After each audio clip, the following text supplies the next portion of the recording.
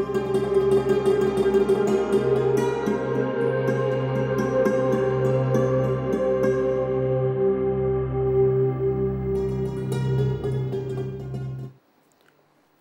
আলাইকুম ওরহমতুল্লাহি ওবরাকাতুহু।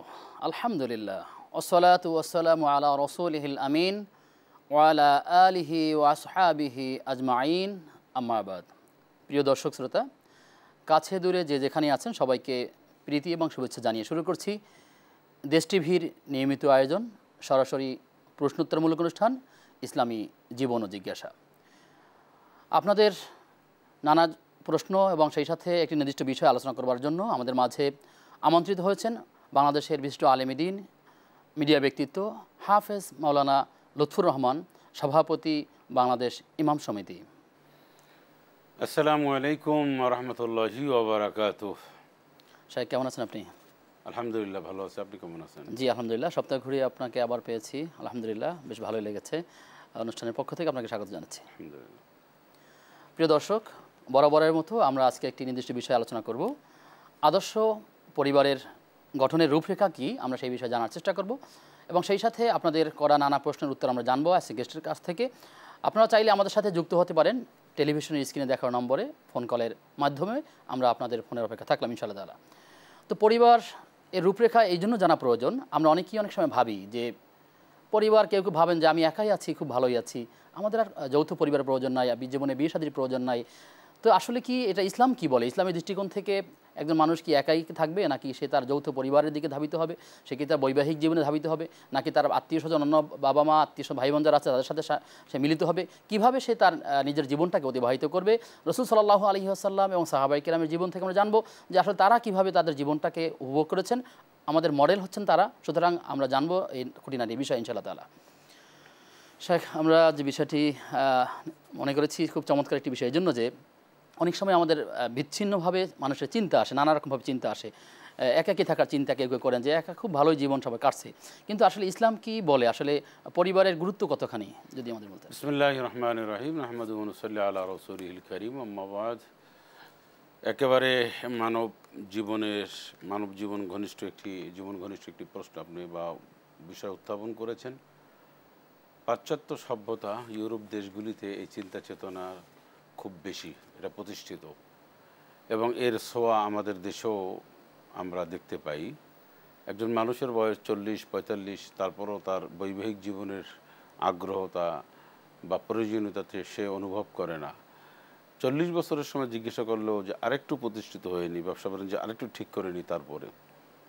অথচ এটি ইসলাম দিক থেকে ক্ষতিকর, শারীরিক দিক থেকে, মানসিক দিক থেকে, সামাজিক দিক থেকে, সব দিক থেকে এটা একটা নেগেটিভ অ্যান্সার। রাসূলুল্লাহ সাল্লাল্লাহু আলাইহি সাল্লাম তিনি কিন্তু 25 বছর বয়সে তিনি তার বৈবাহিক জীবনে তিনি পদার্পণ করেছিলেন। অথচ ওনার ওইরকম কোনো অভিভাবক ছিল না শক্ত। কিন্তু একজন যুবক, সে যদি মনে করেন যে আমার পাপ কাজে আমার ধাবিত হওয়ার সম্ভাবনা রয়েছে, বা সে নিজেকে যদি ওভার কন্ট্রোল মনে করেন, মানে জৈবিক চাহিদা, তো এই চাহিদা যদি সে মিটাতে বা সেটি ধারণ ক্ষমতা বা তার নিয়ন্ত্রণ ক্ষমতা যদি কম থাকে, তো সে আগেই বিবাহ করবে, যখনই প্রয়োজন তখনই সে বিবাহ করে নেবে। এটাই ইসলামের দিক নির্দেশনা। আর লা রহবানিয়াতা ফিল ইসলাম, বা ইসলামের মধ্যে বৈরাগ্য জীবনের কোনো মূল্য নেই, স্থান নেই। অর্থাৎ অনেকে চিরকুমার থাকেন, নারী এবং পুরুষ উভয় ক্ষেত্রেই আমরা দেখতে পাই। পুরুষদের ক্ষেত্রে চিরকুমার সংগঠন রয়েছে। তো এটা একটা নাজায়েজ এবং এটা ইসলামের কোনো ভিত্তি নেই। ইসলাম আদম আলাইহিস সালাম থেকে আল্লাহ পাক খুব তাড়াতাড়ি তার সঙ্গীর ব্যবস্থা করে দেন। সেখান থেকে খুব দ্রুত মানব বিস্তার লাভে আজ পর্যন্ত এই যে মানুষের যে ঢাকা শহর বা আমাদের দেশে জ্যাম জট বা মানব সম্পদ, এই মানুষগুলি একটা সম্পদে পরিণত হয়েছে। পৃথিবীতে যে দেশে মানুষ নেই সে দেশ থেকে আমাদের দেশে মানুষজন জনশক্তি আমাদের কাছ থেকে নিয়ে নেয়। তো এখন আপনি বলেছেন আদর্শ পরিবার, অবশ্যই আদর্শ পরিবার। তো আদর্শ পরিবারের ভিত্তি কি? এর মূল সূত্র হচ্ছে আদর্শ পরিবার, যে পরিবার আদর্শ সে পরিবারটা শ্রেষ্ঠ পরিবার। যে আদর্শ সমাজ মানে শ্রেষ্ঠ সমাজ, আদর্শ রাষ্ট্র মানে শ্রেষ্ঠতম রাষ্ট্র। আদর্শ আমরা এখানে আসলে ওই পরিবার গঠনের প্রয়োজনীয়তাও আমরা বলতে পারতাম, কিন্তু আমরা যেখানে আদর্শ বলেছি আসলে এই কারণে যথার্থ মনে করেছি যে আমাদের অনেক সময় দেখা যায় মানুষরা যখন একজন একজনকে ফলো করে তখন সে মনে করে যে কে তার মডেল, কোনো নায়ক, কোনো খেলোয়াড় কিংবা কোনো ধরনের বিশেষ কোনো ব্যক্তিকে ফলো করে, কিন্তু আসলে আদর্শের মূল জায়গাটা কোন জায়গায়? এই যে আপনি বলেছেন যে আমরা ব্যক্তি, পরিবার, দেশ, জাতি একটা আদর্শ খোঁজে, তার প্রয়োজনই সে খোঁজে। একটা দেশে একজন মানুষের, একটা পরিবারের, একটা সমাজের, একটা দেশের আদর্শ ছাড়া সে চলতে পারে না। এখন সে কোন আদর্শ লালন করবেন, সে কোন আদর্শ গ্রহণ করবেন, এটা একটা বড় প্রশ্ন। আদর্শ নির্বাচনের ক্ষেত্রে, আদর্শ সিলেক্টেড করার ক্ষেত্রে যদি কেউ ব্যর্থ হয় বা যে যেটা করবে সে সেদিকে ধাবিত হবে। আদর্শের মূল মডেল হচ্ছেন মুহাম্মদুর রাসূল সাল্লাল্লাহু আলাইহি ওয়াসাল্লাম। বিশ্বাস করুন এই কথাটি অমুসলিমরাও স্বীকার পায়। অমুসলিমরাও, আমি অসংখ্য অমুসলিমদের সাথে যখন কথা বলেছি, তারা তার আদর্শকে প্রাধান্য দিয়ে বলেছেন আমরা তার আদর্শকে দিই, কিন্তু আমাদের এই গুরুদেব, এই গুরুজি, এই অমুক সমুক, এটা আসলে তো আমাদের বাপদাদার থেকে আসছে। আর কোরআন শরীফেও বলা হয়েছে যখন তোমরা দুনিয়ার মুসলিমরা, দুনিয়ার কোনো মানুষ যখন নবীর আদর্শের বাইরে কেউ আদর্শ গ্রহণ করে জিজ্ঞাসা করলে বলবেন লা ওয়াজাদনা আবা আনা আলাইহি আবা আনা, মানে আমরা এটা আমাদের বাপদাদার থেকে পেয়েছি। আসল মূল আদর্শ মুহাম্মদ সাল্লাল্লাহু আলাইহি ওয়াসাল্লাম। এটা কে বলেছেন? আল্লাহ বলেছেন। কীভাবে বলেছেন? লাকাদ কানা লাকুম ফি রাসূলিল্লাহি উসওয়াতুন হাসানা। তোমাদের পারিবারিক আদর্শ, সামাজিক আদর্শ, রাষ্ট্রীয় আদর্শ, সব আদর্শ তোমাদের মুহাম্মদ সাল্লাল্লাহু আলাইহি ওয়াসাল্লামের কাছে জমা আছে, ওখান থেকে নিয়ে ওইটাকে ফলো করবে। তোমাদের আদর্শই হচ্ছে মুহাম্মদ সাল্লাল্লাহু আলাইহি ওয়াসাল্লাম, তার পুরো বডিটাই হচ্ছে তোমাদের জন্য। শিক্ষকের ক্ষেত্রে আদর্শ শিক্ষক, বাবার ক্ষেত্রে রাসূলুল্লাহ আদর্শ সাল্লাল্লাহু বাবা। আলাইহি ওয়াসাল্লাম ঠিক তেমনিভাবে একজন আদর্শ শিক্ষক ছিলেন, আদর্শ পিতা ছিলেন, আদর্শ স্বামী ছিলেন, আদর্শ রাষ্ট্রনায়ক ছিলেন। তার উপরে আদর্শ দিতে পেরেছে, তার উপর আদর্শ মানে প্রাধান্য দিয়েছেন, উপস্থাপন করেছেন পৃথিবীতে আর কেউ পারেনি। বরং পৃথিবীর সমস্ত রাষ্ট্রনায়করা মুহাম্মদ সাল্লাল্লাহু আলাইহি সাল্লামকে বেস্ট লিডার বলেছেন। আচ্ছা, যাই হোক, এখন আদর্শ পরিবার গঠনে সর্বপ্রথম একজন নারী আদর্শ স্বামী খুঁজবেন, একজন পুরুষ আদর্শ স্ত্রী খুঁজবেন। এই দুজন যদি আদর্শ মানে ইসলাম নবীজি এই জায়গা থেকে আসলে আমাদের অনেক ব্যাপক গ্যাপ রয়ে গেছে যে আমরা যখন কোনো বৈবাহিক সম্পর্কে বা আবদ্ধ হই তখন দেখা যায় যে আমরা যেন তেনভাবে কোথাও একটা সম্পর্কে জড়িয়ে পড়ি, এরপরে আমরা যখন একটু পারিবারিক সংখ্যা যখন বৃদ্ধি পেয়ে থাকে একটি পর্যায়ে গিয়ে আমরা আদর্শ খোঁজার চেষ্টা করি, ভালো খোঁজার চেষ্টা করি। একেবারে আমাদের পরিবারটা নানান ধরনের ফাটল ধরে, নানান ধরনের ভেঙ্গে চৌচির হয়ে যায়। এর কারণ হচ্ছে আমরা শুরুতেই এটা হোঁচট খেয়েছি, আদর্শ এটা না নেওয়ার কারণে, আদর্শ বউ, আদর্শ তো শুরুতেই আপনার ভুল, গলতটা হচ্ছে শুরুতে। আর এ প্রসঙ্গে মানুষ বলে বিসমিল্লাহ গলত, এটা একটা কুফরি কথা। শুরুতেই যে ভুল, ভূমিকায় যে ভুল রয়েছে, ভূমিকাটা আমি শুরুই করেছি ভুলের উপরে অবস্থান করে, ভুলের উপরে ভিত্তি করে। তা পরিবার গঠনে ভুলের উপরে ভিত্তি করে যা কিছু করেছি, বৈবাহিক সিলেক্ট করেছি স্বামী স্ত্রী, এটা আদর্শ মতন হয়নি। কালচার যেটা বৈবাহিক যে সংস্কৃতি সেটা ইসলাম সম্মত হয়নি। তারপর কাবিন থেকে শুরু করে যা কিছু আছে একটাও আমাদের আদর্শ মুহাম্মদ সাল্লাল্লাহু আলাইহি ওয়াসাল্লামের আদর্শ ফলো করিনি, যার কারণে ওখান থেকে গড়ে উঠছে ছেলে হয়েছে, মেয়ে হয়েছে।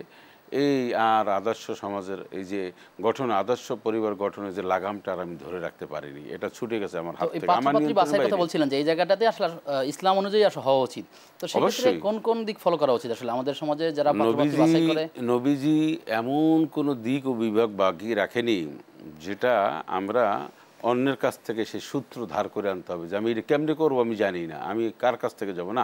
রাসূলুল্লাহ সাল্লাল্লাহু আলাইহি ওয়াসাল্লামের দিক নির্দেশনা দিয়েছে। রাসূলুল্লাহ সাল্লাল্লাহু আলাইহি ওয়াসাল্লাম চারটির কথা বলেছেন।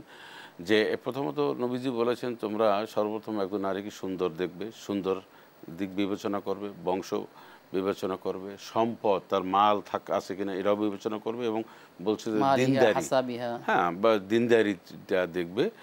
দিনদারিটার উপর রাসূলুল্লাহ সাল্লাল্লাহু আলাইহি ওয়াসাল্লাম কিন্তু বেশি বংশমর্যাদা, হ্যাঁ, দিনদারিটার উপরে রাসূলুল্লাহ সাল্লাল্লাহু আলাইহি ওয়াসাল্লাম বেশি আপনার প্রাধান্য দিয়েছেন। কারণ একজন নারীর বা একজন পুরুষের মাল না থাকতে পারে, তার বংশটা অনেক উচ্চ লেভেলের না হতে পারে, সে অনেক সুন্দর না হতে পারে, কিন্তু সে দিনদারি আছে, পরহেজগারি আছে, তাহলে এই তিনটা রিকভারি করা সম্ভব। এখানে আমি একটা কথা যোগ করতে চাই, আমার একটা অভিজ্ঞতা আমি জায়গা থেকে, যে আমি এমন একটা পরিবার সম্পর্কে দেখেছি যখন সে বিবাহের আগে, যখন সে বিয়ে করবে তখন সবাই বললো তোমাকে উচিত বিয়ের আগে তোমার মেয়েকে সরাসরি দেখা, পাত্রীকে দেখা। সে বলছে না, আসলে আমি দেখবো না, আমার ভাই দেখলে হবে, আমার বোন দেখলে হবে।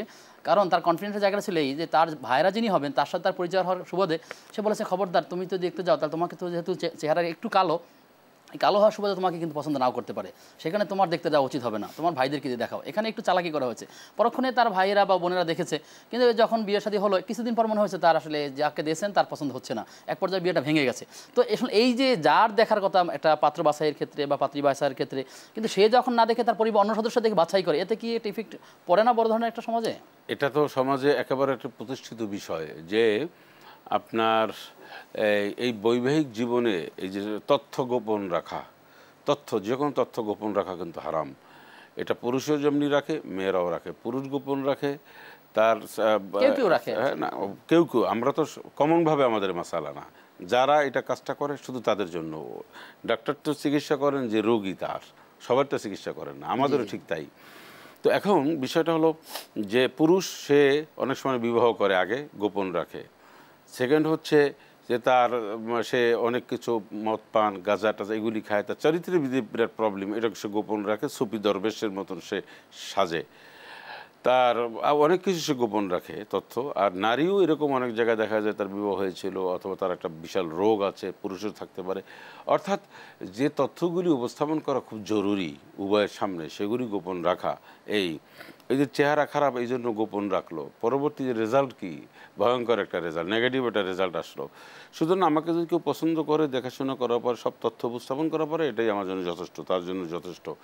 আর এই ভাই দেখবে, ভগ্নিপতি দেখবে, এটা একটা হারাম কাজ। এটা বাবাও দেখতে পারবে না। অনেকে মনে করে যে আমার ছেলের বউ হবে আমি দেখব, না, এটা দেখা যায় নাই। এটা অনেক বাবারা নিজেরাও কিন্তু অসন্তোষ হয়ে যান যে মা দেখতে পারবেন, ছেলের বধূর জন্য মা দেখতে পারবেন, বোন দেখতে পারবেন, ভাবিরা দেখতে পারবেন, হ্যাঁ, এরা দেখতে পারবেন।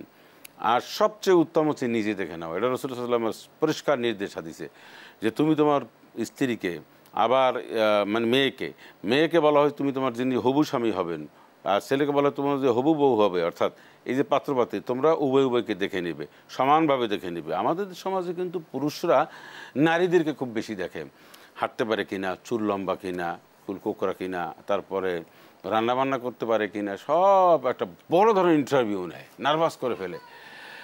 পক্ষান্তরে পুরুষের রাজার মতন সে রড স্টাইলে বসে থাকে না। নারীও প্রশ্ন করতে পারবেন যে আপনার লেখাপড়ার শিক্ষাগত যোগ্যতা কেমন, আপনার আপনার আপনার কি বলে এটাকে কর্মক্ষেত্র কি, কর্মটা কি, বা উভয় দেখে নেবে।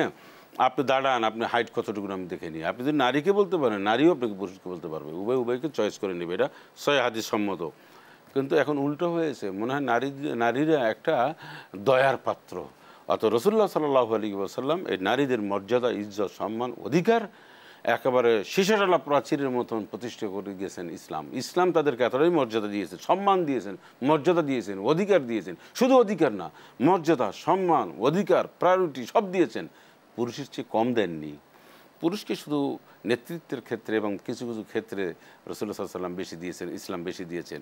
তাও দিয়েছেন নারীদের দয়া, মর্যাদা, মান, শান, শওকতের দিকে বিবেচনা করে দিয়েছেন। কারণ নারী সে ক্ষেত খামারে কাজ করতে পারবে না, নারী হাড় ভাঙ্গা পরিশ্রম করে পারবে না। সেই জন্য পুরুষকে বলা হয়েছে তুমি হাড় ভাঙ্গা পরিশ্রম করে মাথার ঘাম পায়ে ফেলে তোমার বউকে আইনা খাওয়াও, তোমার বউর শাড়িটা কিনে দাও, তার ম্যাক্সি কিনে দাও, তাকে জুতাটা কিনে দাও। এটা পুরুষদেরকে দায়িত্ব দিয়েছেন। এর মানে কি?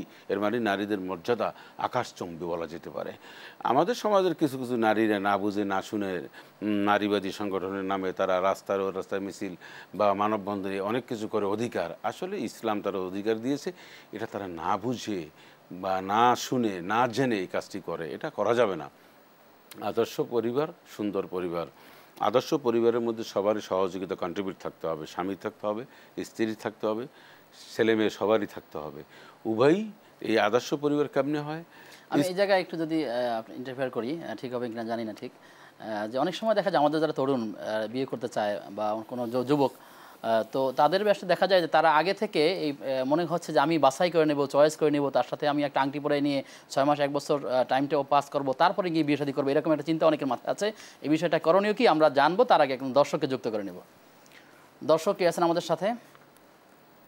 আসসালামু আলাইকুম হুজুর, আমি চট্টগ্রাম থেকে বলছি। জি, টেলিভিশনের ভলিউম কমিয়ে উচ্চ আওয়াজে প্রশ্ন করুন। হুজুর, আমার একটা প্রশ্ন, আমার ছেলে মেয়ে আল্লাহর নাম ছোট মেয়েটা গর্ব থাকতে আমি বলছি যে আমি সিলেট না গর্ব না, আল্লাহ যদি আমার সুস্থ করে উঠে কিন্তু আমি অনেক কষ্ট করছি, কিন্তু আল্লাহ আমার উদ্ধার করছে। এখন হুজুর আমি অনেক হুজুরে বলে যে মা বাবা যাওয়া ঠিক না, মানে এগুলো চিন্তা ভাবনা করি আমি আর যাইতে চাই না। এখন আমার কি করণীয় আমার একটু জানালে ভালো। জি, এরপরে আরেকজন দর্শক আছে। কে আছেন দর্শক? দর্শক শুনতে পাচ্ছেন আমাকে? দর্শক শুনতে পাচ্ছেন? জি জি, আসসালামু আলাইকুম। ওয়ালাইকুম আসসালাম রহমতুল্লাহ। জি, প্রশ্ন করুন। আসসালামু আলাইকুম।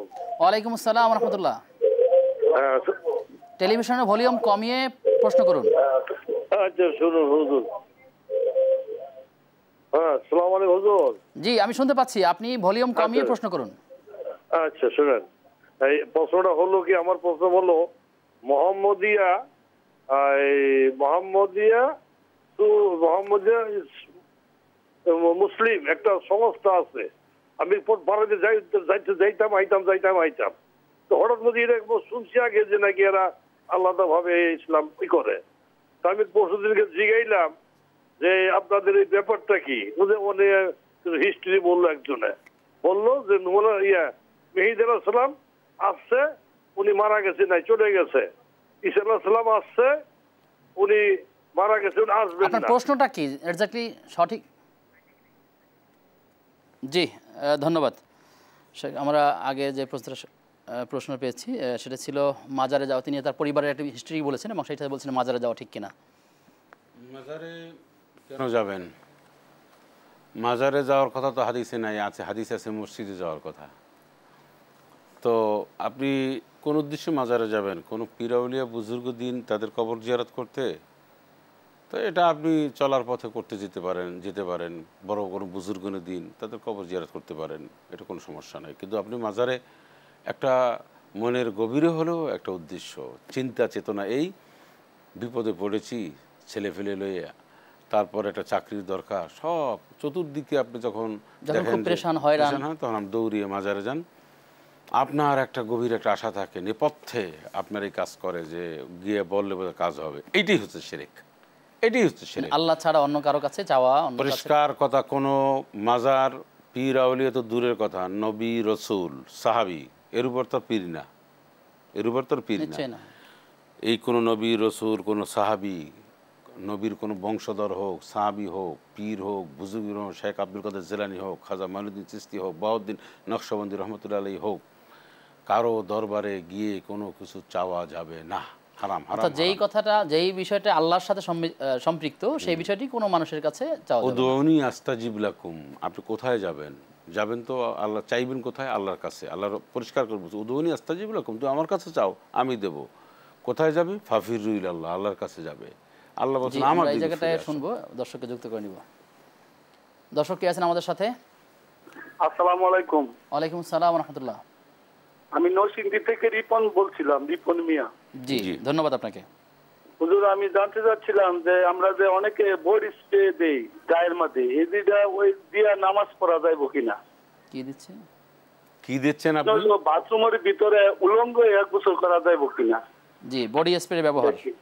আচ্ছা, জি, আলোচনা ছিলাম যে মাজারে আসলে কেন যাবেন, কি উদ্দেশ্যে যাবেন? মাজারে যদি আপনি জিয়ারতের উদ্দেশ্যে যান, তাও হাদিস সম্মত না, মৃত্যুর কথা স্মরণ করার জন্য তো যেতে পারবে। কবরস্থানে যান, শুধু মাজারে যাবেন কেন? আজমপুর কবর থেকে শুরু করে বহুত কবরস্থানে আছে, সেখানে যান, সেখানেও অনেক পীর আউলিয়া শুয়ে আছেন, সেখানে যান, চিন্তা করেন যে আমার এরকম একদিন মৃত্যু হবে, বাস, এটা আপনার জন্য যথেষ্ট। রাসূল এ পর্যন্ত অনুমতি দিয়েছেন।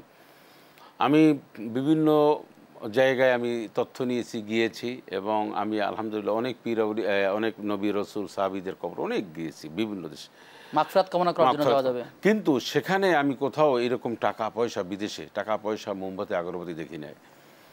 আপনি এই আমাদের দেশে এবং বিশেষ করে ভারতবর্ষে খাজা মাইনুদ্দিন আজমির শরীফে কোটি কোটি টাকা সেখানে ব্যবসা চলছে, কোটি কোটি টাকার মোমবাতি, কোটি কোটি টাকার আগরবাতি, কয়েক কোটি টাকার সেখানে গরু, ছাগল, মহিষ, তারপরে আরও মুরগি, এগুলি বিক্রি হয় কয়েক কোটি, প্রায় 100 কোটি 50 কোটি ডেইলি। তো এটা কেন? আজ পর্যন্ত মাজারে দিয়ে কোনো কিছু কেউ পেয়েছে এ দৃষ্টান্ত নাই। এটা সুস্পষ্ট হারাম। আমরা আল্লাহর কাছে চাইব, কারণ মাজারওয়ালাই সারা জীবন আল্লাহর কাছে চাইছেন, চাইয়ে তারপর ওলি হয়েছেন। চাইয়া তারপরে তিনি বুজুর্গ তিনি হয়েছেন। নবী রসুলরা টাকা নাই, পয়সা নাই, সম্পদ নাই, ছেলে মেয়ে নাই, কিচ্ছু নাই, যখন যেটা প্রয়োজন আল্লাহর কাছে চেয়েছেন। কোরআন শরীফ অহরহ দলিল রয়েছে।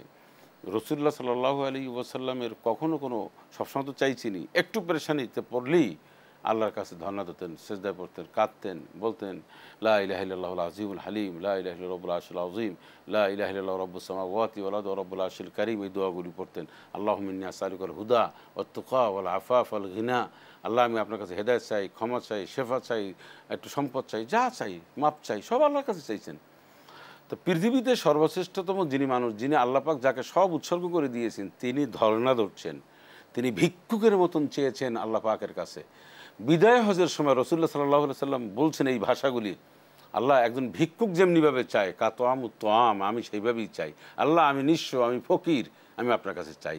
কাঁদতে কাঁদতে তার চোখ, মুখ, নাক থেকে পানি বেরোয়, বুক বেরোয় গেছে, এবং এত জোরে হাত তুলেছে বিদায় হজের সময়, হাদিস শরীফে আছে তার বগল দেখা গেছে। তিনি উঁচু হয়ে বেকরার হয়ে কেঁদেছেন। এর মানে কি? এর মানে হচ্ছে রাসূলুল্লাহ সাল্লাল্লাহু আলাইহি সাল্লাম বলছেন, যার কাছে চাইলে পাওয়া যাবে, আমি তার কাছে যেমনি চাচ্ছি, হে আমার উম্মতেরা, তোমাদের যা প্রয়োজন তুমি তোমার রবের কাছে, আমি যার কাছে চাইছি তুমি তার কাছে চাও, চাইলেই পাবে। নবীজি পেয়েছেন, আমরা পাবো। মাজারে যাওয়া হারাম, হারাম। মোমবাতি দেওয়া, আগরবাতি দেওয়া, টাকা দেওয়া, পয়সা দেওয়া, গরু দেওয়া, ছাগল দেওয়া, সিন্নি দেওয়া, সব হারাম, হারাম, শিরিক। আমাদের দর্শকরা যেন ভুল না বোঝে আমাদেরকে, আমরা আসলে সেই বিষয়টা ক্লিয়ার করতে চাই যে আসলে মাজারে, আপনি যেটা বলেছিলেন যে মাজারে যিনি আছেন তার কাছে কোনো বিষয়ে কামনা করা, কোনো কিছু প্রাপ্তি চাওয়া, কোনো কিছু চাওয়ার জন্য যেটা আল্লাহর কাছে আছেন সেই জিনিসটা কোনো মানুষের কাছে চাইতে হলে সেটা শিরক হবে। এবং এছাড়া আপনি যে কুসংস্কার বলেছেন যে এখানে মোমবাতি জ্বালানো, আগরবাতি জ্বালানো, লাইটিং করা, এগুলো আমরা নিরুৎসাহিত করি। এগুলো টাকা পয়সা দেওয়া, মৃত্যু ব্যক্তি দেবে, আপনি টাকা দেওয়ার প্রয়োজন, এতিম, মিসকিন, অসহায়, অন্ধ রয়েছে, আপনার আত্মীয় স্বজন রয়েছে, এতিমখানা রয়েছে, মানে চ্যারিটেবল অনেক কিছু রয়েছে, অনেক ফান্ড রয়েছে, সেখানে যেতে পারবে তার মা বাবা বা আত্মীয় স্বজন বা যে কোনো মুরব্বির দোয়া করার জন্য, এবং সেই সাথে সেটা তো নিঃসন্দেহে পারবে। আমরা আবারও ক্লিয়ার করে দিই, বাবা মার কবর জিয়ারত করা, কবরস্থানে যাওয়া, এটা কিন্তু কোনো বাধা নেই। এটা তো রাসূলুল্লাহ সাল্লাল্লাহু আলাইহি ওয়াসাল্লাম নিজে গিয়েছেন, জান্নাতুল বাকি গিয়েছেন, বিভিন্ন জায়গায় গিয়েছেন, বাট এটা যাওয়া যাবে, কিন্তু ওই যে কোনো কিছু চাওয়ার উদ্দেশ্যে যাওয়া যাবে না। দর্শক কে আছেন আমাদের সাথে? আসসালামু আলাইকুম। ওয়ালাইকুম আসসালাম রাহমাতুল্লাহ। আমার দুটো প্রশ্ন ছিল। জি। আমি আমার পরিবারের কাছে মানে খুব ভালো, মিথ্যাটা বলে এর মিথ্যাটা ওর কাছে বলি, ওর মিথ্যাটা ওর কাছে বলি, সে বাবা মার কাছে যদি আসে বলে যে তোমার মেয়ে মিথ্যাটা বললো অথবা এটা, সেও না শিখে খায়, বাবা মাও বিশ্বাস করে না। কেন বলেন আপনি এটা? খুব ভালো। আর বিয়ের পরও সম্পর্ক করে, এটা কি ঠিক? আপনি এই কাজটা কেন করেন? মানে সে করে, অনেকে করে। জি, অনেকে করে। প্রিয় দর্শক, কে আছেন আমাদের সাথে? হ্যালো। জি, উচ্চ আওয়াজে প্রশ্ন করুন। প্রশ্নটা আবার করব? জি, আপনি প্রশ্ন বলুন। জি, আমাদের এলাকায় একজন প্রখ্যাত আলেম আছেন, জৈনপুরের বিশ্ববুজুর বলেন সবাই। ওনার কাছে গেলে উনি ওই কোন বস্তুর উপরে লিখে দেন আর কি, কোরআন আয়াত লেখেন অথবা কাগজও লিখে দেন। ওইটার জন্য অবশ্য কিছু নেন আর কি, হাদিয়া নেন। ওটা জায়েজ আছে কিনা? আচ্ছা, ঠিক আছে, আমরা প্রশ্ন পেয়েছি।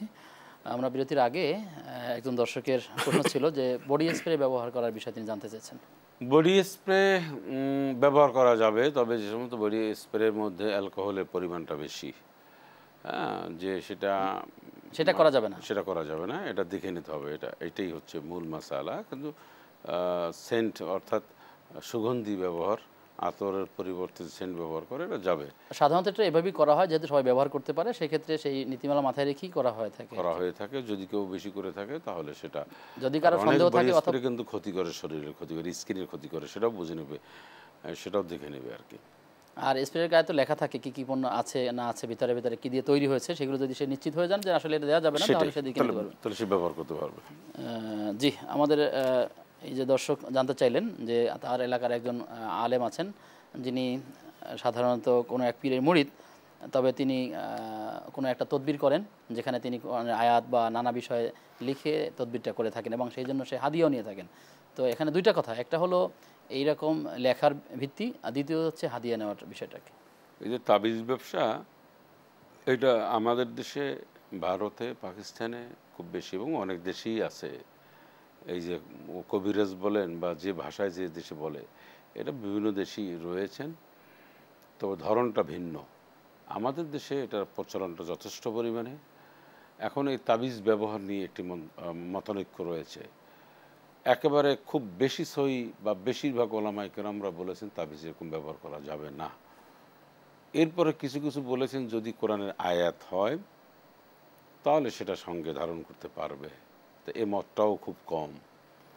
এরপরে আপনি কোরআনের আয়াতের পরিবর্তে যে সমস্ত 1, 2, 3 আরবিতে 20, তারপর ফেরাউন, হামান্না, কারুনে সংখ্যা লেখা, এগুলো জায়েজ সাংকেতিক লেখা, এবং সেগুলো এখানে একটা টাকা ডিমান্ড করে নেওয়া, 301 টাকা, 502 টাকা, 1001 টাকা এরকম, হ্যাঁ, এটাও একটা হারাম।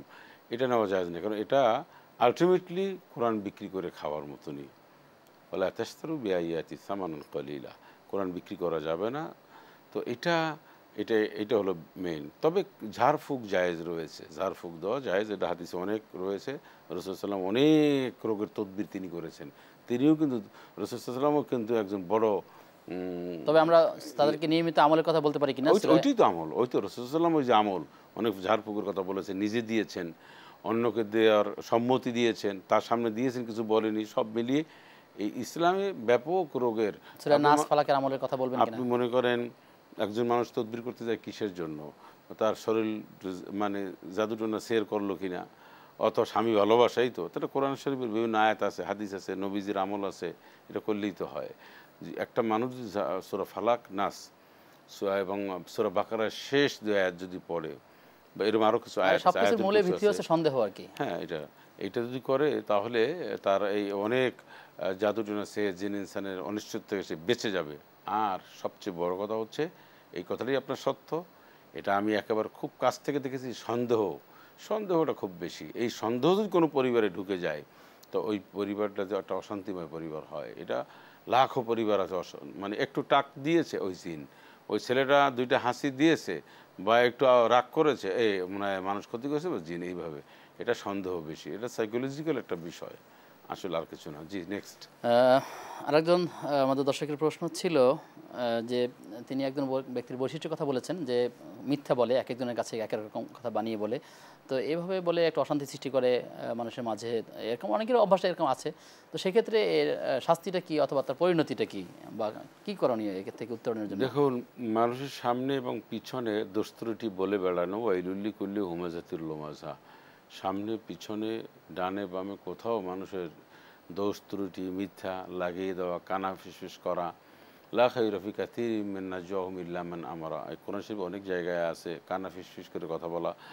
তারপরে একজন আরেকজনকে ত্রুটি বা একজনকে বলে দেওয়া, হ্যাঁ, আমানতের খেয়ানত করা, এই টোটাল কয়েকটা বিষয় এক হয়ে গেছে, একটা হলো গীবত, একটা হচ্ছে মানে সব বহুতান, এই জাতীয় যা আছে মিথ্যা, এই জাতীয় যা আছে, একটা তো জায়েজ নেই না, সবগুলি হারাম না। তো আমি সেজন্য এবারই যে বলছি যে একজন মানুষ আর একজনের মানুষ সম্পর্কে বলা, মিথ্যা হোক আর সত্য হোক, দুই ধরনের গুনাহ, কিন্তু মিথ্যা তো বলাই যাবে না, সত্যও বলা ঠিক না।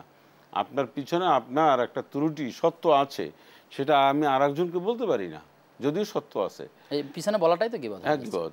তারপর আবার মিথ্যা বলে তো আরও গুনাহ বেশি। এই জন্য টোটাল পুরো প্যাকেজটাই হচ্ছে হারাম, পুরো প্যাকেজটাই হারাম, নাজায়েজ, ইসলাম বিরোধী, এটা বলা যাবে না। এই বদাভ্যাস আমাদের করতে হবে। এটা আমলের ত্রুটি হয়, আমল নষ্ট হয়, নেক কাজ ধ্বংস হয়ে যায়, পাপ কাজের ভিতরে চলে আসে, হ্যাঁ, একজন ক্ষতি হয়, একটা চগলখড় হিসাবে সমাজে সে পরিচিতি লাভ করে, তাকে কেউ ভালোবাসে না। মানুষ পিছনে গেলে আর বলে যে লোকটা একজন লাগাই দিচ্ছে, এরকম এই কাজ করা যাবে না। এই কাজ থেকে আমাদের সবার বিরত থাকা উচিত। আল্লাহ তৌফিক দান করেন। আমাদের যে বিষয়ে যে আদর্শ পরিবার গঠনের করণীয়, সেখানে একটি পয়েন্ট আমরা গুরুত্বপূর্ণ মনে করছি, যেটা হচ্ছে পরিবার না করার যে ক্ষতি, এখানে মৌলিক কি কি ক্ষতি থাকতে পারে যে পরিবার না করলে তার এই ক্ষতি হবে? মানে বৈবাহিক জীবনে পারা না দিলে, হ্যাঁ, না দিলে, অর্থাৎ পরিবার মানে অনাগ্রহ থাকলে, অথবা কাউকে আমি যাবই না এরকম মানে সম্পর্কের মধ্যে জড়াতে। একজন মানুষের শারীরিক যোগ্যতা সামর্থ্য থাকার পরেও শারীরিক, মানসিক, এই মানসিক, শারীরিক এবং আর্থিক কম বেশি থাকতে পারে, এরপরেও একটা বয়স পার হয়ে যাওয়ার পরেও যদি সে বৈবাহিক জীবনে উৎসাহ আনন্দ না পায়, তাহলে সে মানুষটির চেহারা ছবি কোনোদিন ভালো থাকবে না, সে মানুষটি কখনোই সুস্থ থাকতে পারবে না। কারণ আল্লাহ পাক এই যে বৈবাহিক জীবনের মধ্যে একটা সুস্থতার নিয়ামত রেখেছেন, তো আরেকটা হচ্ছে পাপাচার, সে কাজে লিপ্ত হয়ে যাবে, নানান পাপাচারে লিপ্ত হবে। সে যতই তাবলিগ করুক, মসজিদে যাক, মাযহাব পড়ুক, যে হোক, এটা সে মনে একবার প্রথমেই ধরে নেবেন লোকটা সহি না। কারণ এটা আল্লাহ পাকের প্রদত্ত একটা জিনিস, এটা আল্লাহ পাক যেভাবে আমাদেরকে শিখিয়ে বাতলিয়ে দিচ্ছেন ইসলাম, এটা ওইভাবেই এটা আবহমান কাল থেকে চলে আসছে এবং থাকবে। আরেকটা হচ্ছে সমাজ দূষিত হয়, মানুষের অধিকার নষ্ট করে। একটা মেয়ে আপনার কাছ থেকে আসতো, সে আনন্দ বা তার অধিকার লাভ করতো, সেখান থেকেও আপনি বঞ্চিত করলেন তাকে। তারপরে টাকা পয়সা, নিরাপত্তাহীনতা একটা বড় না বিষয় কিনা? নিরাপত্তাহীনতা তো রয়েছেই সমাজে। মানে টাকা পয়সা আছে, বিবাহ শাদী করে নাই, ছেলে মেয়ে নাই, কিচ্ছু নাই, তার নিরাপত্তাহীনতা আরো বেশি। মানুষ চিন্তা করে ওরা টোকা দিলে একটা পর্যায়ে বার্ধক্যে যখন যাবে তখন তার কে তার সেবা করে, কে মানে নানা বিষয়ে তার জীবন যে অন্ধকার, তার জীবন যে অন্ধকার। আচ্ছা, বৈবাহিক জীবন করে নাই, সুন্দর সুষ্ঠুভাবে মারা গেছে, আনন্দ তৃপ্তি হাসি মুখে, এরকম আপনি দৃষ্টান্ত খুঁজে পাবেন না। জি, আমরা একদম প্রশ্ন নিয়ে আসবেন। দর্শক কি আছেন আমাদের সাথে? আসসালামু আলাইকুম ভাই, আমি রিপন মিয়া বলছিলাম নরসিংদী থেকে। জি ভাই হুজুর, আমি ওই এর আগে দুটো প্রশ্ন করছিলাম। একটা হলো বডি স্প্রে দেওয়া যাবে কিনা, দেওয়া পড়লে নামাজ পড়লে হবে কিনা, আরেকটা হলো উলঙ্গ হয়ে গোসল করা যাবে কিনা। জি ধন্যবাদ আপনাকে। আপনি থাকুন আমাদের সাথে, সঠিক জবাব দিবেন ইনশাআল্লাহ। বডি স্প্রের ব্যাপারটা আমি বলেছি, উনি পেয়েছেন। ওটা নামাজ ওইরকম যদি অ্যালকোহল কম বা যে পরিমাণ বা মুক্ত থাকলে নামাজ হয়ে যাবে। বাথরুমে উলঙ্গ হয়ে গোসল করা, এইটা আসলে একজন পরহেজগার মুত্তাকিনের আসলে ঠিক না। যদিও ওলামায়ে কেরামরা বলেছেন যে এই পুরো বাথরুমটার ওয়ালটা একটা পর্দা, তারপরও মানুষের সাথে ফেরেশতা থাকে। একজন মানুষ যিনি দিনদার পরহেজগার মুত্তাকিন, হ্যাঁ, যিনি সহি শুদ্ধ একজন মানুষ, তার এই বিবেকে বাধা দেয়। রুচিরও একটা বিষয়, রুচির বিষয় আছে। পাপ কি? রাসূলুল্লাহ সাল্লাল্লাহু আলাইহি ওয়াসাল্লামের কাছে জিজ্ঞাসা করছেন, ইয়া রাসূলুল্লাহ, পাপ কি? পাপ কেমন? মানে পাপ কি করলে পাপ হয়? তখন রাসূলুল্লাহ সাল্লাল্লাহু আলাইহি ওয়াসাল্লাম কিন্তু বলে না যে এই করলে পাপ হয়। একটা সংজ্ঞা, এক কথা উত্তর দিয়েছেন, যে কাজ করিলে তোমার বিবেক বাধা দেয়, বিবেক অরুচি খটকা লাগে, ওইটি হচ্ছে পাপ। এর চেয়ে নেতিবাচক বিষয়টাই হচ্ছে পাপ। তাহলে এর চেয়ে সংজ্ঞা রাসূল কি দিবেন? আপনি একটা মানুষ ঠেকে যায়, হয়তো তার কোনো ব্যবস্থা নেই, হয়তো তার লঙ্গি টঙ্গি নেই, আছে না, এরকম একটা মানুষ সিচুয়েশনের শিকার হতে পারে, সেটা হয়তো বা ভিন্ন। কিন্তু এই যে অনেক মানুষ আছে যে স্বাচ্ছন্দ্যে এই কাজগুলি করে, তারপর গোসল করে সুইমিং পুলে, এগুলো কিন্তু জায়েজ নাই। ব্যক্তিগতভাবে আমি যেরকম মনে করি জায়েজ নাই, এবং ইসলাম নিরুৎসাহিত করি বিষয়টা। জি, দর্শক কি আছেন আমাদের সাথে? হ্যালো, জি প্রশ্ন করুন। জি, উচ্চ আওয়াজে প্রশ্ন করুন। হ্যাঁ, একটু আগে এক ভদ্রলোক ফোন করছিলেন আপনাদের যে বডি স্প্রে ব্যবহার করা যাবে কিনা, আতরের পরিবর্তে বডি স্প্রে। উনি আরেকটা প্রশ্ন করছিলেন যে বাথরুমের মধ্যে উলঙ্গ হয়ে মহিলারা গোসল করে বা পুরুষরা, এটা করা যাবে কিনা। আপনার একটা উত্তর দিয়েছেন বডি স্প্রে, এবং বাথরুমেরটা বলেন নাই, এটা একটু জানতে চাচ্ছি। জি, আমরা বলেছি বাথরুম আপনি বোধহয় ট্রাই করতে করতে আপনি লাইনে ছিলেন, আমরা বলেছি ফাঁকে দুই শায়খের উত্তর দিয়েছেন যে তিনি উলঙ্গ হয়ে গোসল করার ব্যাপারে নিরুৎসাহিত করা হয়েছে, যদিও জায়েজ রয়েছে, তিনি এই প্রশ্ন উত্তর দিয়েছেন ইনশাআল্লাহ তাআলা। জায়েজ বলতে তাও যে এটা ব্যাপারে মানে জায়েজ যে এটা একেবারে পুরোপুরি জায়েজ তা না বলা। আমি যেভাবে বলেছি ঠিক ইসলামও ঠিক সেভাবে বলে যে এটা অনুচিত। জায়েজ মানে হচ্ছে বৈধতা দেয়া আর কি, মানে এটাকে চাইলে মনে করতে পারে বিশেষ ক্ষেত্রে, তবে এগুলো না করাই ভালো একটু। আচ্ছা, যাই হোক, তো আমরা যে বিষয়ে আলোচনা ছিলাম যে পরিবার না করার যে ক্ষতি, আপনি বলছিলেন যে নিরাপত্তাহীনতা থাকা, তারপরে আরেকটা কি বিষয় এমন আসে না যে সহযোগিতা না থাকা, কারণ সে তার একটা পর্যায়ে গিয়ে তার কোনো কিছু লাগবে, তার প্রয়োজন হবে, তার ছেলে নাই, মেয়ে নাই, স্ত্রী নাই, কে তাকে সহযোগিতা করবে, মানে এইটা কিভাবে দেখছেন আপনি? এটা ওয়াজালা বাইনাকুম মাওয়াদ্দা, সূরা লোকমানের মধ্যে এসছে যে সেখানে আপনার এই যে আপনার একজন আর একজনের প্রতি যে ভালোবাসার থেকে দয়া, তো এইটা একটা সূরা রুমের মধ্যে এসছে। তো এখন এইটা একটা আপনার একটা গুরুত্বপূর্ণ বিষয়। একজন মানুষ উপলব্ধি করতে পারবে যখন তার বয়সটা 60 বা 50 এই পর্যায়ে যাবে, তখন সে বুঝতে পারবে যে কী অবস্থা। তো আমরা খুব তাড়াতাড়ি সবাই বিবাহ করার চেষ্টা করবো, যারা করেনি তারা। ইসলামী একটি আদর্শ পরিবার গঠনের জন্য যেগুলো করণীয়, তার মধ্যে আমার কাছে মনে হচ্ছে যে ইসলামী অনুশাসন মেনে চলা দরকার শতভাগ। সেক্ষেত্রে কি বলবেন? ধন্যবাদ। আপনার কথার সাথে আমি ঐক্যমত পোষণ করছি। আর ইসলাম এটাই বলে যে একটা আদর্শ পরিবার, ইসলাম একটা ডিসিপ্লিন, শান্তির ধর্ম, ডিসিপ্লিনের ধর্ম। ইসলাম মানুষকে সব কিছু নিয়মতান্ত্রিক এবং পদ্ধতি, সীমারেখা, একটা গোছালো পাঞ্চুয়ালিটি বলতে যা বোঝায়, সময় সচেতন এক কথায়, মানে একটা প্রত্যেকটা সবকিছু কাজ ইসলাম সময়ের শেখায়। সাথে সম্পৃক্ত। আপনি আপনার পরিবারকে যদি এই নির্দেশ প্রদান করেন যে আমার সন্তানেরা 5 ওয়াক্ত নামাজ পড়বে, তা স্ত্রী নামাজ পড়বে, আপনি নামাজি হন, তাহলে কোরআনের ভাষ্য হচ্ছে ইন্না সাল্লাতা তানহা আনিল ফাহশা ওয়াল মুনকার। নামাজি পরিবার, নামাজি ব্যক্তিরা অনিসলামিক কোনো কার্যক্রমের সাথে জড়িত হতে পারে না। তাহলে আপনি আপনার পরিবারের মধ্যে অশান্তির সমস্ত পথ, ছিদ্রগুলি যদি রোধ করতে পারেন, ছেলেমেয়েরা যথাসময় আসবে, বাসায় থাকবে, কোচিং করবে, স্কুলে যাবে, ভালো ছেলেদের সাথে থাকবে, তারা তাদের টিচারের কাছে পড়বে, নামাজ কালাম ওয়াক্ত হলে পড়বে, সকালে ঘুমিয়ে যাবে, সকালবেলা উঠবে। এই যে একটা একটা যে কত চমৎকার রুটিন, ইসলামের একটা অনুশাসনা। টিভি দেখা কম। আমরা পরিবারের মধ্যে দেখতে পাই যে টিভি দেখে, মানে নানান অশ্লীলতা, মোবাইলে গেমস খেলবে, বাপেও খেলছে, মা আর এক রুমের ছেলে। এই যে ইসলাম তো এটা বলে না। এবং পারিবারিক একটা বৈঠক হওয়া জরুরি, যেটা রাসূল সাল্লাল্লাহু আলাইহি ওয়াসাল্লামের নির্দেশনা রয়েছে ইসলামে। সেটা হচ্ছে এই পরিবারের সবাইকে নিয়ে একাত্রে নামাজের খাবারের টেবিলে বসা, যায় নামাজে বসা, একই সাথে ইসলামী সাহিত্য, অনুশাসনের আরো অনেক বিষয়গুলো জানবো আপনার থেকে।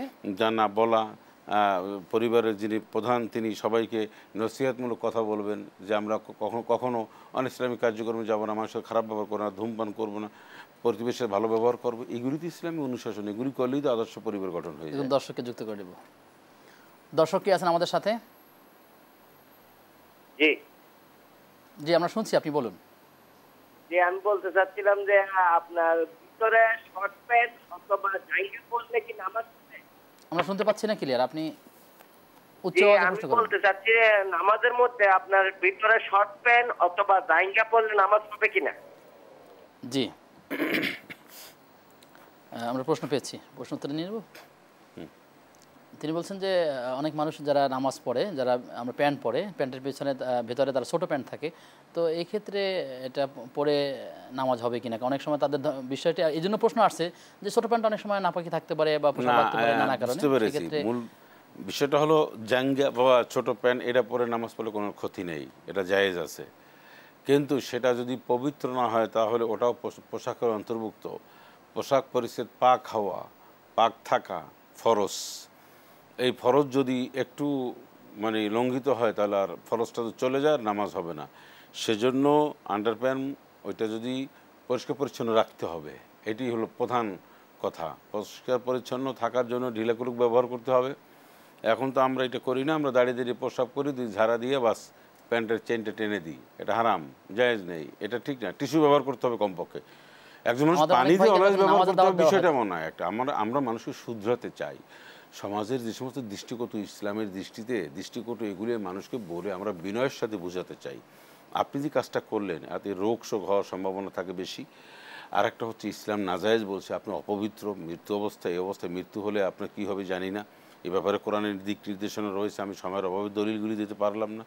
কিন্তু টিস্যু ব্যবহার করলে কিন্তু আর এই সমস্যা থাকবে না। টিস্যু ব্যবহার যদি উনি করেন, বসে প্রসাব করবেন, টিস্যু ব্যবহার করবেন একটু সুন্দর করে, একটু হালকা একটু সময় নিয়ে, তাহলে ওনার এই আন্ডারপ্যান্টটা যেটাকে বুঝায় এটা আর নাপাক রইল না। ওইটা যদি নাপাক নিশ্চিত হয় তা ওইটা না খুলে বা ওইটা ওই পরিষ্কার পরিচ্ছন্ন না হয়ে নামাজ হবে না, পবিত্রতা লাভ না করা পর্যন্ত। এটাই হলো মূল কথা। জি, আমরা আদর্শ পরিবার নিয়ে কথা বলছিলাম। তো আমাদের অনেক মানুষ দেখা যায় সে দিনদার, অনেক বেশি দিনদার বা অন্যান্য অনেকগুলো ভালো দিক আছে, কিন্তু বাসায় গেলে পরে সে ব্যবহারের ক্ষেত্রে একটু দুর্ব্যবহার করার চেষ্টা করে অথবা মেজাজ খিটখিটে থাকে। এক্ষেত্রে উত্তম ব্যবহার আদর্শ পরিবারের গঠনের জন্য কী পরিমাণ সহায়ক? মেজাজের ভারসাম্যতা রক্ষা করা এটা জরুরি। ভারসাম্যহীনতা যদি থাকে তাহলে সে পরিবার, সমাজ, যে কোনো জায়গায় তার প্রবলেম। এটা আমাদের মানুষের একটা হয়তো আমাদের দেশের কার্যক্রম, কাজবাজ সব মিলিয়ে নানান জটিলতার কারণে হয়। তবে এটা যেন একটা মানুষের চরিত্র না হয়, এটা যেন মানুষের একটা অভ্যাসে পরিণত না হয়। তো সেক্ষেত্রে মেজাজের ভারসাম্যতা রক্ষা করতে হবে। আর কোরআন শরীফের মধ্যে আল্লাহ পাক বলছেন ওয়াকুলু লিন্নাসি হুসনা, সর্বসাধারণের সাথে, এর মধ্যে পরিবার, পরিজন, আহলে আওলাদ, বন্ধুবান্ধব, সবার সাথে ভালো ব্যবহার করবে। এই ভালো ব্যবহার করাটা একটা ইসলামের একটি নিয়ম, একটা ইবাদত। সেক্ষেত্রে পরিবার পরিজনের সাথে ভালো ব্যবহার করাটা আরও জরুরি। আমার ছেলে মেয়ে স্ত্রী পুত্রের সাথে আসলে ভালো ব্যবহার না করলে তারাও মানুষের সাথে ভালো ব্যবহার করবে না। আমার আচরণটাই, আমার স্ত্রীর আচরণটাই ছেলে মেয়ে এটা দেখবে, শিখবে, সেভাবেই তারা হবে। এই জন্য অনেক পরিবারে আপনি এও দেখবেন পজিটিভলি বাচ্চা কাচ্চা সুন্দর আচরণ, দেখলেই সালাম দিবে, দেখলে হেসে কথা বলবে। তো এইরকম এটা পরিবার থেকে পেয়েছে। আপনারা আমার ছোটোবেলার বা অনেক অ্যাটিটিউড যেটা আমরা পরিবার থেকে পেয়েছি। তো কেউ পরিবর্তন হয়েছে, করেছে এই, কিন্তু একজন পরিবারের সদস্য বা পরিবারের যিনি কর্তাকর্ত্রী ওনার উচিত হচ্ছে সবাই সুন্দর ভালো ব্যবহার করা। নানান জটিলতার মধ্যে থাকে, দেখা যায় পরিবারের যিনি মেন উনি ভালো ব্যবহার করলেও অন্য সবাই খারাপ ব্যবহার করে, তাই ওনার মেজাজ খারাপ হয়। মেজাজ বা এটা রাগ, এটা কন্ট্রোল রাখা একটা মুজাহিদ, যে কন্ট্রোল রাখতে পারবে সেটা মুজাহিদ।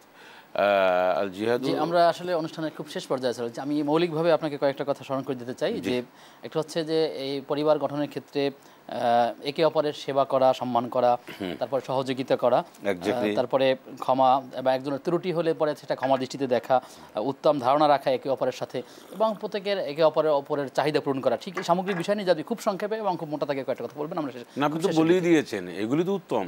আমি যদি সহযোগিতা না করি, রাসূলুল্লাহ সাল্লাল্লাহু আলাইহি ওয়াসাল্লাম পরিবারে সহযোগিতা করেছেন না।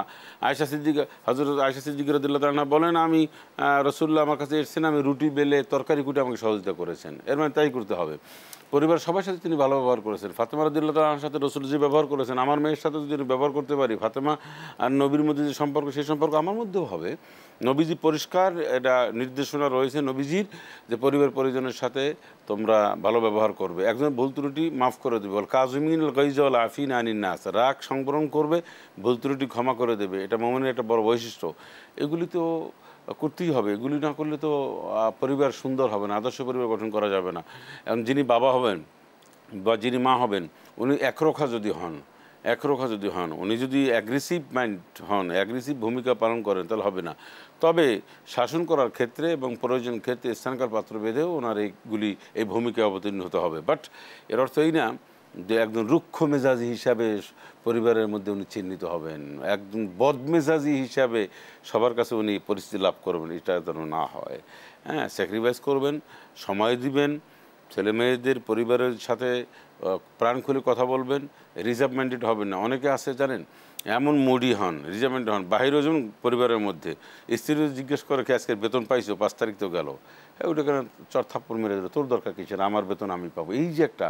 তারপরে বাজার হয়তো ভুলে গেছেন বা যেভাবে হোক বাজার আনতে বললে, স্ত্রী বললেন, সে রাগাম্বিত হয়। ছেলে বললো টিচারের টাকা দেন, রাগাম্বিত হলো। এই যে একটা জিনিস, ছেলে মেয়ে বাবা আমাকে দেখলে তো ভয় পাওয়ার কথা না। অনেকে বলে গল্পের সুরাতে যে আমার বাবাকে ছোটোবেলা দেখলে 3 গ্লাস পানি খেতাম, এটা কথা না।